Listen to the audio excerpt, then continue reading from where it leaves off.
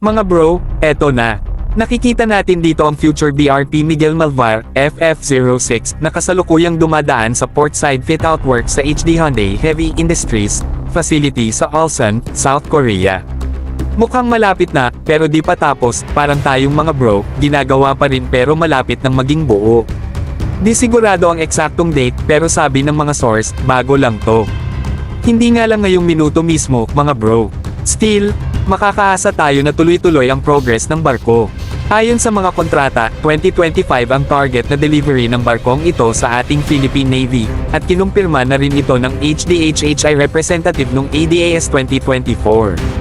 Kaya mga bro, habang tumatagal, mas lalapit na tayo sa pagdating ng bagong puwersa ng karagatan natin.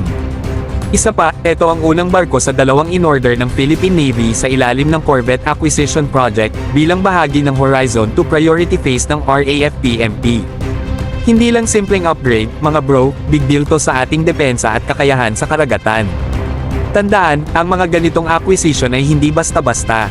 Pinapakita nito kung gaano kaseryoso ang gobyerno at ang AFP sa pagpapalakas ng ating sandatahang lakas para protektahan ang bansa. Kaya stay tuned, mga bro.